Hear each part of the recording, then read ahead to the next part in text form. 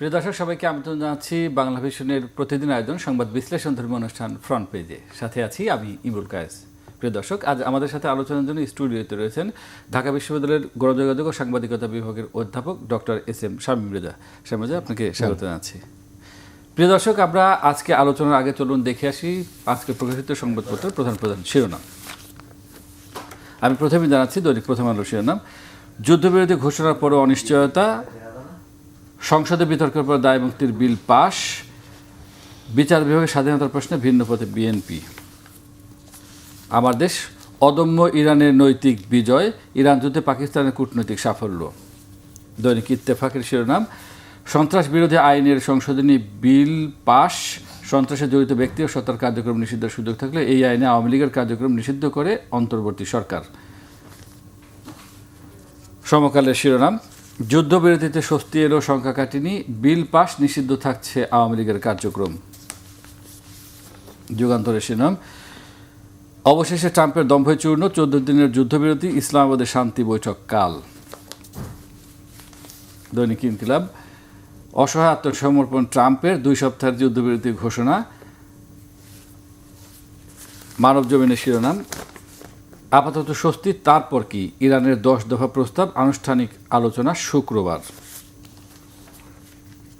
জানাচ্ছি কালের কণ্ঠের শিরোনাম: দেশের অর্থনীতি এখন নড়বড়ে, বিশ্বব্যাংকের প্রতিবেদন। যুদ্ধবিরতির স্বস্তির মধ্যে হামলা, মার্কিন, ইসরায়েল ও ইরান যুদ্ধ।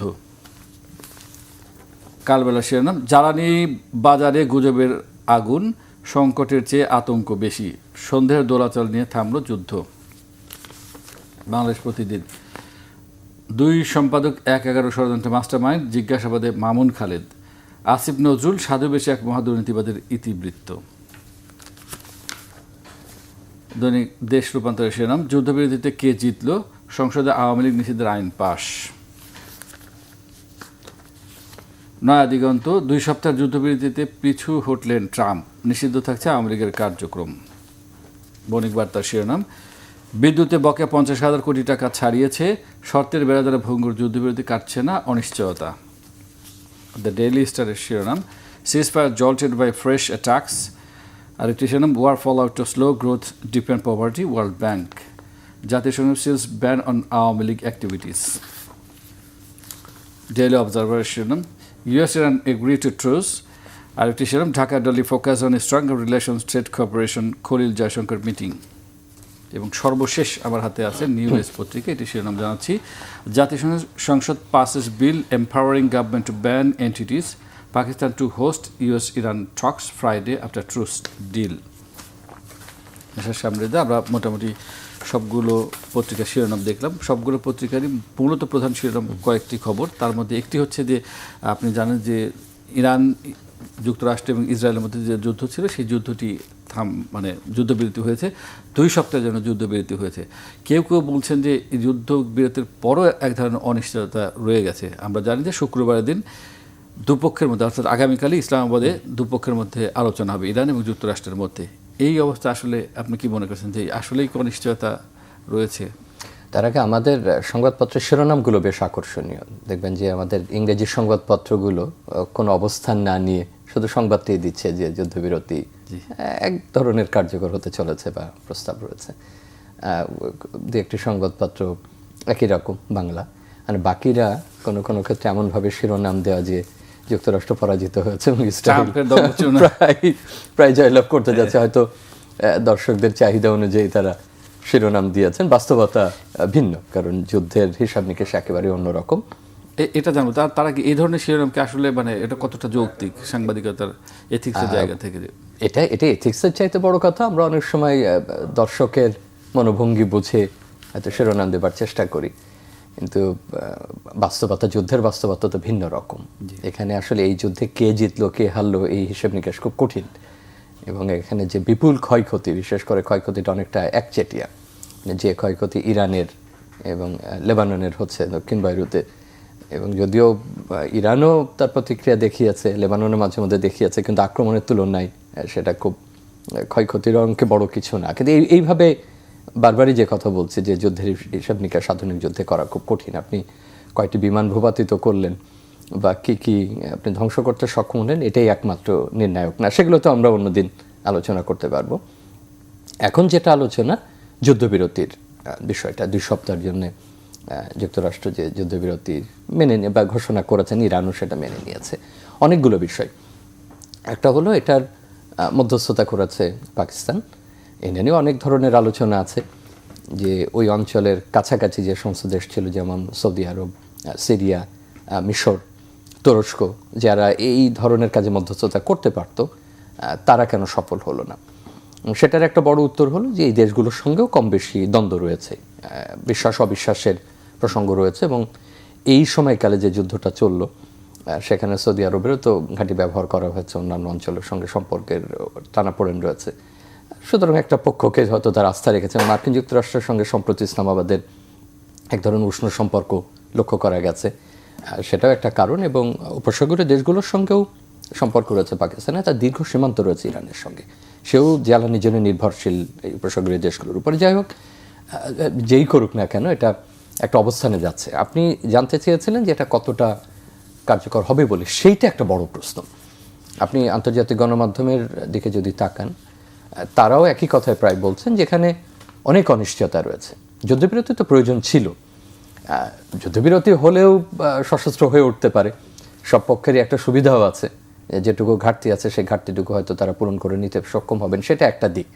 কিন্তু অন্যদিক যে পরিস্থিতিতে এটা যাচ্ছিল, বিশেষ করে এর যে প্রভাব জ্বালানির উপরে, হরমুজ প্রণালী সহ আরও অনেক খাত আছে। আপনি যদি বিশ্ব অর্থনীতি ধরেন, অভিবাসনের ক্ষেত্রে ধরেন, অর্থাৎ আমি অভিবাসী কর্মীদের ক্ষেত্রে বলছি, অন্যান্য, এটা বিরাট তালিকা আমরা যে কেউ প্রদান করতে পারবো যে কি ঘটতে পারে।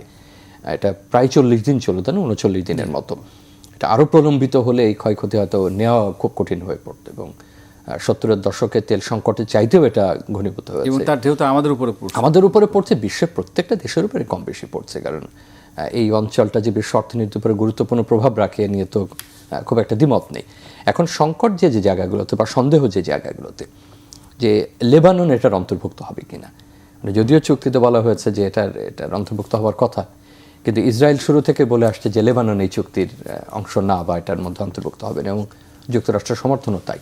সবশেষে গতকাল যে ভয়াবহ আক্রমণ করা হয়েছে লেবাননের উপরে, যেখানে এত সংখ্যক মানুষ, 10 মিনিটে 100 জায়গায় হামলা করেছে, 100 মানে বিমান হামলা, এবং সেখানে যে মৃত্যু হয়েছে এবং ক্ষয়ক্ষতি, সেটা সাধারণত এরকম একটা ছোট কনসেন্ট্রেটেড জায়গাতে দেখা যায় না, এটা ভয়াবহ। তো এটা যুদ্ধবিরতির প্রস্তাবের মধ্যেও এই ঘটনা ঘটেছে। একই সময়ে কিন্তু ইরানেও আক্রমণ হয়েছে, তো এটারও একটা সংকট রয়েছে, কারণ ইরানের অনেক বড় ফ্রন্ট, অনেক জায়গাতে আক্রমণগুলো চলেছে। যুদ্ধবিরতির প্রস্তাবের পরেও সেগুলো কিন্তু গুটিয়ে আনতে সময় লাগবে। তবে এটা খুব অস্বাভাবিক মনে হলেও এমন হতে পারে যে আগামী আরও 1-2 দিন ইরানের আরও 2-1 জায়গায় হয়তো হামলা হচ্ছে, আবার ইরানও তার মতো করে তার পাল্টা হামলা চলছে, যেমন করেছে সৌদি আরবে, গত পরশু কুয়েতে হয়েছে, এবং বেশ কাতার না, ইউএইতে, এরকম বেশ কয়েক জায়গায় সে আক্রমণ চালিয়েছে। তবে এগুলোকে গুটিয়ে আনতেও একটু সময় লাগবে। আরেকটা হরমুজ প্রণালী, যেটা ইরান বলছে যে সে আপাতত খুলে দিয়েছে, যদিও যুক্তরাষ্ট্র সেটা মনে করছে না, মানে এটা নিয়েও দোলাচল রয়েছে। সবচেয়ে বড় কথা, যেখানে বিকল্প পথ প্রস্তাব করা হয়েছে, কারণ এখানে মাইন পুঁতে রেখেছে ইরান, এবং ইরান ওমান মিলে যে একটা সমঝোতা আসছে যে কোন পথ দিয়ে যাবে, কোন পথ দিয়ে আসবে, সেটা ইরানের নির্দেশ মতো চলতে হবে, এবং টোল আদায়েরও একটা বিষয় আছে। এগুলো আমরা যত সহজে আলোচনা করছি, চুক্তিতে একটা সিদ্ধান্ত উপনীত হওয়া খুব কঠিন, কারণ হরমুজের ব্যাপারে যুক্তরাষ্ট্র এবং তার মিত্ররা এক ধরনের হয়তো আনকন্ডিশনাল বা নিঃশর্ত একটা সুযোগ চাইবেন, যে এরপরে একটা আন্তর্জাতিক কর্তৃত্ব প্রতিষ্ঠিত হোক, কারণ সেটা ইরান নিশ্চয়ই চাইবে না। ওমান হয়তো ইরানের মতো অত চকিত না, কিন্তু এই 2 দেশ মিলে এটা নিয়ন্ত্রণ করে, সো তারা তাদের নিয়ন্ত্রণ অব্যাহত রাখতে চাইবে, আর অন্য পক্ষগুলো চাইবে যে এর একটা আন্তর্জাতিক নিয়ন্ত্রণ যুক্তরাষ্ট্রের নেতৃত্বে প্রতিষ্ঠিত হোক। সেটা যেমন একটা বড় বিষয়। আর একটা হলো, যদি লেবানন ইসরায়েলের এই সংঘর্ষ না থামে, এবং হেজবুল্লাহরা তো দাঁড়িয়েছে ইরানের পক্ষে, এখন বারবার যদি তার আক্রান্ত হয়, তাহলে ইরান কতক্ষণ বা কত সময় নিশ্চুপ থাকবে? সুতরাং কোনো এদিক থেকে আপনি নিজেও বুঝতে পারছেন যে একটা ক্ষেপণাস্ত্র হামলা হলে, প্রজেক্টাইল গেলে চুক্তি দুর্বল হয়ে পড়তে পারে। আর একটা হলো যে তারা আসছেন, ইসলামাবাদের 2 পক্ষের প্রতিনিধিরা আসবেন, সেখানেও কোন কোন বিষয়ে তাদের ঐক্যমত্য হবে। ইরানের শর্তগুলো যথেষ্ট কঠিন, যে আর কখনোই আক্রমণ হবে না এরকম নিশ্চয়তা তারা চান। হরমুজের নিয়ন্ত্রণ, হ্যাঁ, হরমুজের নিয়ন্ত্রণ, নিষেধাজ্ঞা আছে, প্রত্যাহার করা, ক্ষতিপূরণের বিষয় রয়েছে, সেগুলো বাস্তবসম্মত। কিন্তু একই সঙ্গে অন্য পক্ষ এটা কিভাবে নেবে বা কত দূরে এগিয়ে নিয়ে যাবে, আমাদের প্রত্যাশা থাকবে নিঃসন্দেহে যে এটা কার্যকর হোক। সব শর্ত তো আর কখনো মানা হয় না, কিন্তু আপনি নিজেও আন্তর্জাতিক সম্পর্কের শিক্ষার্থী, আপনি নিজেও নিশ্চয়ই একমত হবেন যে শর্ত তো আর সব মানা হয় না। তারপর অধিকাংশ হলে এবং অন্তত মধ্যমেয়াদেও যদি চুক্তিটি কার্যকর হয়, তখন হয়তো এর অন্য মেকানিজম তারা চিন্তা করবেন যে দীর্ঘমেয়াদে এটা কি করা যায়। তবে এর মধ্যে তো অনেকগুলো ইস্যুস রয়েছে। ইরান একটা বড় শক্তি হিসাবে যে তার টিকে থাকার যে সক্ষমতা, নর্জার যে সে জয়লাভ করা সম্ভব এই পরিস্থিতিতে, এই শক্তিমত্তায়, সেটা নতুন করে যুদ্ধের কৌশলকে ভাবাচ্ছে। একই সঙ্গে ইসরায়েল শুধু আঞ্চলিক শক্তি না, সে অনেকটা বিশ্ব শক্তি হয়ে ওঠার মতো একটা শক্তিমত্তা সে প্রদর্শন করছে। সুতরাং এই অঞ্চলেরও সামরিক হিসাব বা যে সামরিক দিক নির্দেশন সেটা যেমন পাল্টাচ্ছে, উপসাগরীয় অঞ্চল, তেল এবং সম্পদও আরেকবার যে গুরুত্বপূর্ণ সেটা প্রমাণিত হলো। আমরা যতই বলি যে মার্কিনরা এই তেলের উপর অতটা নির্ভরশীল থাকবে না, বিকল্প জ্বালানি খুঁজবে, তারপরেও প্রমাণিত হলো যে ইউরোপ সহ এশিয়া সহ প্রত্যেকে প্রভাবিত হতে পারে। তো আমরা নিশ্চয়ই তাকিয়ে থাকবো যে আমাদের দক্ষিণ এশিয়াতে এই আলোচনা অনুষ্ঠিত হতে যাচ্ছে, তার জন্য আমাদের একটা বাড়তি আকর্ষণ থাকবে। আমাদের সংবাদপত্রগুলো তো নিশ্চয়ই অনেক সংবাদ দেবে, এবং অন্য দেশে হলে আমরা হয়তো অতটা সংবাদ সংগ্রহ করতে পারতাম না, অন্য এজেন্সির উপর নির্ভর করতাম। এখন হয়তো কিছুটা সুযোগ হবে, নিজেদের সংবাদদাতারাও এই আলোচনার সংবাদ আমাদের দিতে পারবে। আপনি যে কথাটি দিয়ে শুরু করেছিলেন সেটি আমি আবার একটু বলছি, যে যেমন সমকাল বলছে ট্রাম্প অভিশংসনের মুখে, যুগান্তর বলছে ট্রাম্পের দম্ভচূর্ণ, ইনকিলাব বলছে অসহায় আত্মসমর্পণ ট্রাম্পের। কিন্তু আমরা আন্তর্জাতিক কিছু গণমাধ্যমে দেখছি যে ট্রাম্পের অর্থাৎ যুক্তরাষ্ট্রের আভ্যন্তরীণভাবে সেখানে কিছু বিক্ষোভ হয়েছে এবং অনেক মানুষই যুদ্ধ সেটা হয়েছে। দেখুন সেটা কিন্তু সেটা ইসরায়েলেও হচ্ছে, কিন্তু দেখেন গাজার মতো এত নৃশংস ঘটনার পরেও কিন্তু ইসরায়েলের ব্যাপারে কোনো ব্যবস্থা গ্রহণ করা যায়নি। সেখানে ভিন্ন মতের মানুষ আছেন, সেখানে উদার চিন্তা করেন এমন লোকজন রয়েছে, সেখানেও কিন্তু আমাদের যেটাকে আমরা লেফট পলিটিক্স বলি সেটারও একটা বেশ শাখা বা জোরালো ধারা রয়েছে ইসরায়েলে। কোনোটাই নেতানিয়াহু সরকারের উপর প্রভাব রাখতে পারছে না, এবং একই সঙ্গে তাদের কট্টরবাদী যে ধারা, তারা জানেন কিছুদিন আগে ফিলিস্তিনিদের ব্যাপারে একটা মৃত্যুদণ্ড বিধান কার্যকর করেছে, যে তাদেরকে যদি সন্ত্রাসের সঙ্গে যুক্ত প্রমাণ করা যায় তাহলে তাদের মৃত্যুদণ্ড হবে, যেটা অন্য ইসরায়েলি নাগরিকের ক্ষেত্রে হচ্ছে না। এরকম অনেক আলোচনা করা যায়। মার্কিন যুক্তরাষ্ট্র বিক্ষোভ হয়েছে, সেই বিক্ষোভের ব্যাপারেও খুব কঠোর ভাষায় ট্রাম্প। এবং আমার যে প্রশ্ন হচ্ছে, ট্রাম্প কি আসলেই কি অভিশংসন বা এরকম? এর আগেও তো তার অভিশংসন হয়েছে, কিন্তু তাতে তো তাকে কিছু করা যায়নি। এবং এটা একটা শুনুন, একটা ক্লজ আছে যে সেটা উত্থাপিত হলে রাষ্ট্রপতিকে অপসারণের একটা বিধান, কিন্তু এটা আসলে আছে, এটা তাত্ত্বিকভাবে আছে। এটা খুব সহজ বিষয় না যে অভিশংসন করে তাকে অপসারণ করা যাবে, বরং যেটা হয়তো মার্কিন যুক্তরাষ্ট্রের বাস্তবসম্মত অনেকগুলো উপায় আছে। মিড টার্ম ইলেকশনের একটা বিষয় থাকে, সেখানে যদি কিছুটা সে দুর্বল হয়, তারও বড় সমর্থক আছে, তারও অর্থনৈতিক বিষয় আছে। তো আপাতত তো তাকে দুর্বল করার তেমন কোনো সম্ভাবনা আমরা দেখছি না, বরং কৌশলগতভাবে যদি তাকে কিছুটা বিরত রাখা যায় এই ধরনের কর্মকাণ্ড থেকে। মধ্যপ্রাচ্যে যে যুদ্ধটি চলছিল, এখন যুদ্ধবিরতির কারণে স্বস্তি এসেছে, বাংলাদেশেও তার প্রভাব পড়ছে, কিন্তু যুগান্তর বলছে দেশের অকটেন উপচে পড়লেও পাম্পে দুর্ভোগ। ইনকিলাব বলছে জ্বালানি ব্যবস্থাপনায় সমন্বয়হীনতায় চরম ভোগান্তি। কয়েকটা বিষয়, একটা হলো যে যখন যুদ্ধ চলেছে, যখন প্রবল সংকট হরমুজে আসতে পারছে না, তখনও একদম প্রথম দিকে মনে হচ্ছে যে কাতার থেকে কিন্তু আমাদের এলএনজির একটা সরবরাহ আমরা পেয়েছিলাম, আমাদের দিক থেকে বলছি। আবার হরমুজের অবস্থা একটু শিথিল হওয়াতে বাংলার জয়যাত্রা গণমাধ্যমে আমরা দেখেছি যে আমাদের যে জাহাজ সেটাও বেরিয়ে আসতে সক্ষম হয়েছে হয়তো মধ্যে। তো আমাদের জন্য তো নিঃসন্দেহে আমাদের মতো দেশ যারা প্রায় পুরোপুরি এই অঞ্চলের উপর আমরা নির্ভরশীল আমাদের তেল আমদানির ক্ষেত্রে, এবং যত ধরনের জ্বালানি আছে, জ্বালানি স্যার একরকম না, পেট্রোল, অকটেন, ডিজেল, আরও অনেক ধরনের লাগছে, বিদ্যুৎ উৎপাদনের জন্য লাগছে, আমাদের বিমানের উড্ডয়নের জন্য লাগছে। তো একটা হলো এই যুদ্ধবিরতি যদি কার্যকর হয়, এবং এমনি আমাদের সঙ্গে তেমন কোনো দ্বন্দ্ব নেই, যখন যুদ্ধ চলেছে তখনও ইরান আমাদের যা আসতে দেবার ব্যাপারে কথা বলেছে, কিন্তু মূল উৎপাদনের জায়গা যদি ব্যাহত হয়, ক্ষতিগ্রস্ত হয়, তাহলে তো আর আপনি জ্বালানি পাবেন না। কিন্তু যেটা আমাদের আলোচনার জন্য আপনি তুললেন, একদিকে বলা হচ্ছে সরবরাহ আছে, এবং আমরা প্রতিদিন সংবাদপত্রে যে ছবি দেখছি, আমরা বাস্তবেও দেখছি, আপনার এই চ্যানেলে আসার সময় যে আমি পাম্পের নাম বলছি না, সেখান থেকে যত দূর পর্যন্ত গাড়ির লাইন দেখলাম, সেটা হওয়ার তো স্বাভাবিক সময়ের কথা না। এখন দুটো চিত্র হতে পারে। সরকার যেভাবে বলছেন আমরা তার উপর আস্থা রাখলে তো এটা হয় না, আবার সরবরাহ কিছুটা কম বলেই তো মনে হয়। এবং কোনো কোনো ক্ষেত্রে পেট্রোলের পাম্পের যারা মালিক তারা তো বলছেন যে ধরুন যে আমি যদি ইউনিট শব্দটা বলি, যে পরিমাণে তাতে পাওয়ার কথা সেই পরিমাণে হয়তো দিচ্ছেন, এটা স্বাভাবিক, সরকার কিছুটা সংরক্ষণ করবেনই। অন্তত পরিস্থিতিটা তো ফিলিপাইন বা শ্রীলঙ্কার মতো না আমাদের, সেখানে তো জরুরি অবস্থা ঘোষণা করা হয়েছে এটা, আর একটা প্যানিক বাইং কাজ করে। তো আমিও জনগণের তো একটা দায় আছে, যে একটা দায় আছে। এখন প্রথম দিকে কিন্তু মজুত করার কিছু ঘটনা আমরা দেখেছি, সেগুলো যে বের করা গেছে, পরবর্তীতে আমরা আশা করছি সেটা হয়নি। কিন্তু আমার মনে হয় একটা ছোট ঘাটতি আছে, যেটা খুব উদারভাবে কর্তৃপক্ষকে গ্রহণ করতে হবে। কোনো কোনো সময় বাস্তবতাটা জনগণের সঙ্গে কমিউনিকেট করতে হয়, যেমন শ্রীলঙ্কা করছে, ফিলিপাইন করছে, পৃথিবীর অনেক দেশ করছে। কিন্তু আমাদের দেশে আছে যে কর্তৃপক্ষ যদি ঘোষণা দেয় যে জ্বালানি এইরকম হতে পারে, তখনই তো এই যে প্যানিকটা আমরা এটা দেখুন, আমরা এই অনুষ্ঠানে বসে কর্তৃপক্ষ কিভাবে বলবে সেই ফর্মুলা বাতলে দিতে পারবো না, কিন্তু তাকে একটা পথ বের করতে হবে, এটা সত্যি কথা। যেমন ধরুন আমি ভারতের উদাহরণ দিই, ভারতের জ্বালানির সক্ষমতা তো আমাদের চাইতে বেশি, তার সংরক্ষণ করবারও সক্ষমতা আমাদের চাইতে বেশি, কিন্তু বিরাট দেশ, 150 কোটি মানুষের দেশ, সেও উপসাগর থেকে তেল আনে, তার নিজের আছে বিভিন্ন জ্বালানির ব্যবস্থা, সে প্রচুর রাশিয়া থেকে অপরিশোধিত তেল কিনেছে, ইরান থেকেও সে চুক্তি করেছে এর মধ্যে যে তেল কিনবে, তারপরেও তার কিন্তু মাসের পর মাস এমন না যে সে চলতে পারবে, কিন্তু একটা ব্যবস্থা তো তাকে করতে হচ্ছে। তো সেই সাপেক্ষে যদি আমরা চিন্তা করি, আমার একেবারে শুরুতে ঘোষণা দিতে বলছি না আমি যে আমার ভাই এই অবস্থা, কিন্তু আপনি ধাপে ধাপে জনগণকে সঙ্গে যোগাযোগ করা, প্রস্তুত করার একটা ব্যাপার আছে। আমাদের পাবলিক সার্ভিস অ্যানাউন্সমেন্টগুলো দুর্বল। আপনি কি বলতে পারবেন যে সময়ব্যাপী রেডিও, টেলিভিশন, সংবাদপত্রে আপনি গুরুত্বপূর্ণ কোনো পাবলিক সার্ভিস অ্যানাউন্সমেন্ট যেটা চোখে পড়ে, যেটা কিছুটা জনগণকে নৈতিকভাবে বাধ্য করে, কিংবা নাগরিক হিসেবে তাকে আপনি দায়বদ্ধ হতে বলেন?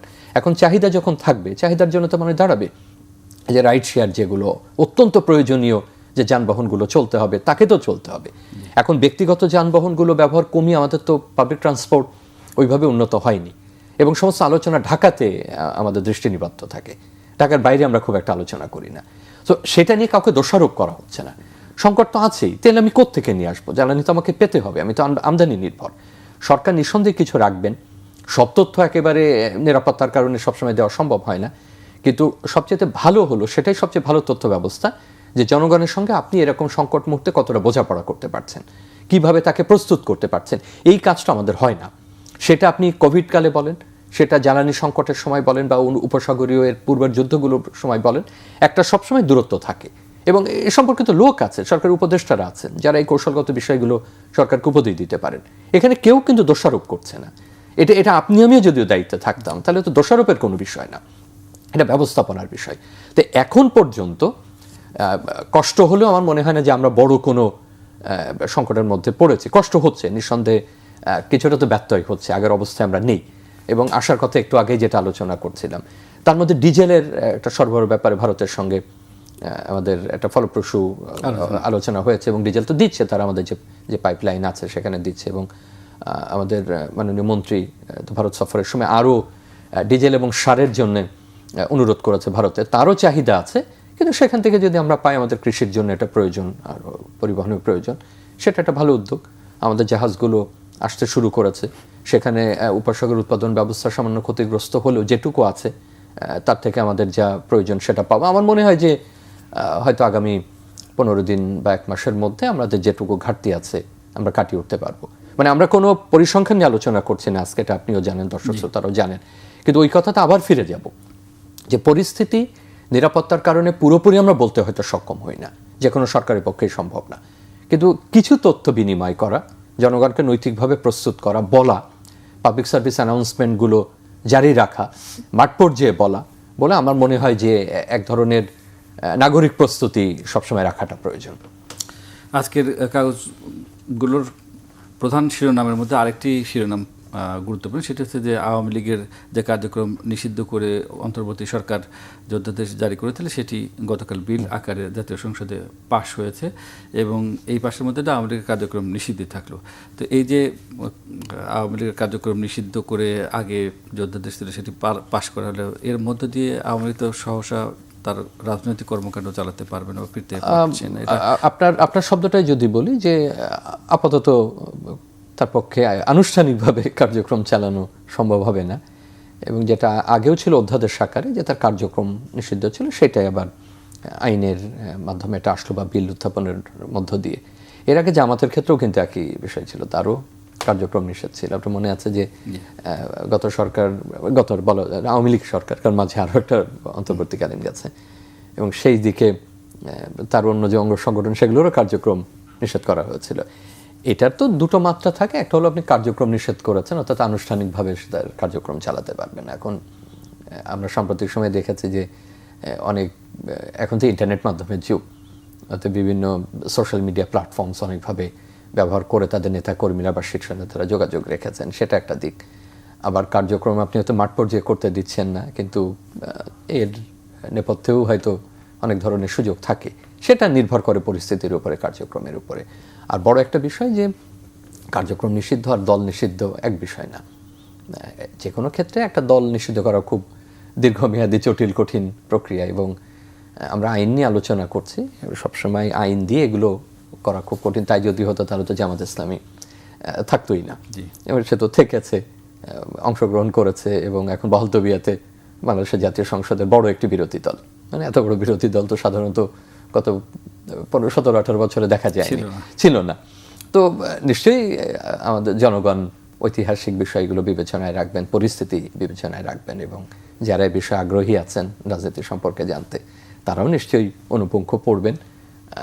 পরিবেশ পরিস্থিতির উপরে নির্ভর করে, আদর্শিকও কিছু বিষয় থাকে। বিভিন্ন সময় আমাদের বিভিন্ন রাজনৈতিক দল নিষিদ্ধও হয়েছে, কিন্তু আদর্শিকভাবে, চিন্তাগতভাবে সেটা তো আর একটা দিক। তো দেখা যাক এটা জনগণ কে কোন মতে বিশ্বাস করে বা কিভাবে রাজনৈতিক পরিস্থিতি হয়, তার উপরে এগুলোর ভবিষ্যৎ নির্ভর করবে। কিন্তু আমরা তো দেখেছি জুলাই গণঅভ্যুত্থানের সময় আওয়ামী লীগ দল হিসেবে এবং শীর্ষ পর্যায়ের নেতৃত্ব যেভাবে যে ধরনের কর্মকাণ্ড করেছেন, বিশেষ করে মানবতা বিরোধী অপরাধের দায়ে তারা দণ্ডিত, তো সেই রকম একটি পর্যায়ে দল হিসেবে কি তার দায়ে নেই? এইটা একটা গুরুত্বপূর্ণ প্রশ্ন, যে আমরা এতক্ষণ যে আলোচনা করছিলাম সেটা তো আইনগত একটা আলোচনা এবং একটা সময়ের সাপেক্ষে যে বিষয়টা ঘটেছে, কিন্তু দায় তো এড়ানো যায় না। সেই এবং আপনার যে হত্যাকাণ্ডের যে ঘটনাগুলো, মানুষের যে হতাহতের ঘটনাগুলো, এটা তো কখনো তামাদি হয় না। এটা তো আপনি বলতে পারবেন না যে আমি এখন নাই দেখে, বা 5 বছর হয়ে গেছে, 10 বছর হয়ে গেছে দেখে আমাদের দাবি নেই। আমাদের মহান মুক্তিযুদ্ধের সময়কার বিষয়টা চিন্তা করেন, সেই দাবি কি চলে গেছে? এখনো কি আমরা গণহত্যার দাবি থেকে সরে এসেছি বা হত্যাকাণ্ডের দাবি থেকে? না, এটা কোনোদিনই ম্লান হয় না বা কোনোদিন তামাদি হয় না, এক্ষেত্রেও তাই। এবং এই দায়িত্ব চলে যায় না। আইনগতভাবে অনেক শব্দ আপনার থাকতে পারে, অনেক ব্যবস্থা থাকতে পারে, কিন্তু অনুতাপের বিষয়টা তো আমরা লক্ষ্য করি না। সেটা খুব দুর্ভাগ্যজনক, যে কে আদেশ দিয়েছেন, কে পালন করেছেন না করেছেন, সেটা তো একটা আইনের বিষয় রয়েছে, একটা প্রশাসনিক বিষয় রয়েছে, একটা আনুষ্ঠানিক দিক রয়েছে। কিন্তু একই সঙ্গে যখন ঘটে এবং আপনার সময়কালে, আপনি সেই দায়িত্ব তো এড়াতে পারেন না, এবং সেই অনুশোচনা থেকে তো দায়ী থেকে আপনি বের হতে পারেন না। সেটা আমাদেরকে নিঃসন্দেহে পীড়িত করে, যে আমরা সেই অনুতাপ কারোর মধ্যে দেখি না, সেই অনুশোচনা কারোর মধ্যে দেখি না, কোনো বক্তব্যেও দেখি না। আমরা একটু আগে যেটা আলাপ করছিলাম, যে আইন দিয়ে কার্যক্রম নিষিদ্ধ করলেও মনোজগতে তো আর আইন কাজ করে না। কিন্তু বড় প্রশ্ন হচ্ছে অনুতাপের যে বিষয়টা, অনুশোচনার বিষয়টা তো একটা বহিঃপ্রকাশ থাকতে হয়, যে এত বড় একটা ঘটনা ঘটে গেল, 1400-1500 মানুষ চোখের সামনে মারা গেলেন গুলিতে, হাজার হাজার মানুষ আহত হয়েছেন, এর প্রভাব সুদূর প্রসারী। এটা কে করছেন না করছেন, কে আদেশ দিয়েছেন না, সেটা যেমন সমানে গুরুত্বপূর্ণ, অনুশোচনাও একই রকম গুরুত্বপূর্ণ। এবং আমি মনে করি যে সেটা একটা দলীয় আদর্শকেও যেমন পরিশুদ্ধ করে, এবং রাজনৈতিক অঙ্গনকেও সেটা একটা ভবিষ্যতের ভালো বার্তা দেয়, যদি সেটা ঘটে। এটা তো আর আপনার আমার উপরে নির্ভর করে না, কিন্তু আমাদের প্রত্যাশা তো থাকেই। আমরা শেষ দিকে চলে এসেছি। আরেকটি প্রসঙ্গ একটু আলোচনা করতে চাই, সেটা হচ্ছে যে আপনি জানেন বাংলাদেশের পররাষ্ট্রমন্ত্রী ডক্টর খলিলুর রহমান এবং প্রধানমন্ত্রীর পররাষ্ট্র বিষয়ক উপদেষ্টা হুমায়ুন কবির, তারা এই মুহূর্তে দিল্লিতে আছেন। দিল্লিতে সেখানে পররাষ্ট্রমন্ত্রী এস জয়শঙ্কর সহ অন্যান্য পেট্রোলিয়াম মন্ত্রী হরদীপ পুরীর সঙ্গে বৈঠক করেছেন, এবং অন্যদের সাথে বৈঠক করেন অজিত দোভাল নিরাপত্তা উপদেষ্টা। সেখানে বাংলাদেশের সাথে যে ধরনের সম্পর্ক চলছে, আপনি জানেন যে 5ই আগস্টের পর থেকে এক ধরনের নেতিবাচক সম্পর্ক চলছিল, সম্পর্কটাকে আরও বেশি কীভাবে দুই দেশের মধ্যে বন্ধুত্বপূর্ণ করা যায় সেই বিষয়ে বা স্বাভাবিক অবস্থায় ফিরে আসে সেই বিষয়ে আলোচনা হয়েছে। এর পাশাপাশি একটি বিষয় আলোচনা হয়েছে, সেটা হচ্ছে সাবেক প্রধানমন্ত্রী শেখ হাসিনা এবং স্বরাষ্ট্রমন্ত্রী আসাদুজ্জামান কামাল, তাদেরকে ফিরিয়ে নিয়ে আসার কথা বলা হয়েছে। এটা কি সম্ভব কিনা, মানে বাংলাদেশ দাবি করেছে? এটা দেখেন, এই প্রত্যর্পণের বিষয় নিয়ে তো খুব স্পষ্টতা নাই এই ধরনের। না, একই সাথে কিন্তু ওসমান হাদি হত্যায় যে সেটা তাদেরকে মানে একটা হলো যে এখন পর্যন্ত যে এগ্রিমেন্টটা দুই দেশের মধ্যে আছে যে ওই ধরনের ক্ষেত্রে রয়েছে, যে সন্ত্রাসের ক্ষেত্রে বা অন্যান্য ক্ষেত্রে, কিন্তু অন্য যে রাজনৈতিক বিষয়গুলোর ক্ষেত্রে আমরা আলোচনা করলাম তার মধ্যে অস্পষ্টতা আছে এবং খুব এটা নির্দিষ্ট করে বলা কঠিন যে আইনগতভাবে তারা কিভাবে এটা প্রত্যর্পণ করতে পারবেন। আইনের বাইরে অনেক কিছু ঘটে এবং কাউকে রাজনৈতিক আশ্রয়ে ভারতে এখন পর্যন্ত যাদেরকে দিয়েছে তাদের কাউকেই আসলে ফেরত পাঠায়নি। তাহলে আপনি দালাই লামাকেও যদি ধরেন যে তিব্বত থেকে এসে উনি জীবনভর ভারতে আছেন, আমি অন্য উদাহরণ দিয়ে বোঝানোর চেষ্টা করছি। এই যে আমাদের আফগানিস্তানেরও কিন্তু একাধিক শাসক বা প্রধান ভারতে এক এক সময় আশ্রয় নিয়েছেন, আরও অনেক দেশের আশ্রয় নিয়েছেন। এখন ভারত কাউকে আশ্রয় দিলে সেটার একটা মাত্রা থাকে তাদের পররাষ্ট্রনীতির দিক থেকে, তাদের ঐতিহ্য নিয়ে, যেবার আমাদের দিক থেকে দাবি একরকম। সেটা দেখা যাক কি ঘটে। তবে আপনি যে অন্য যে ক্ষেত্রে বললেন কেসের, সেইটা প্রত্যর্পণটা খুব খুব জরুরি এবং আমার বিশ্বাস যে সেটা সম্ভব হবে। আর আলোচনার ক্ষেত্রে খুব দ্রুত, হয়তো শেষের দিকে, আমরা জ্বালানির ক্ষেত্রে একটু আগে বলেছিলাম, সেখানে আমাদের পররাষ্ট্রমন্ত্রী এবং উপদেষ্টা সার এবার ডিজেলের কথা বলেছেন, সেটা একটা ভালো উদ্যোগ। পেট্রোলিয়াম মন্ত্রী উপস্থিত ছিলেন। আমরা যেহেতু জ্বালানি নিয়ে আলোচনা করছি, বাংলাদেশ বিকল্প খুঁজেছে, যেমন মালয়েশিয়া থেকে এবং অন্যান্য থেকে, উপসাগর তো আছেই। তারপরে ভারত আমাদের একটা বড় উৎস। হঠাৎ কোনো এমার্জেন্সি কোনো প্রয়োজন হলে আমরা তাদের যাতে সহযোগিতা পাই জ্বালানির ক্ষেত্রে।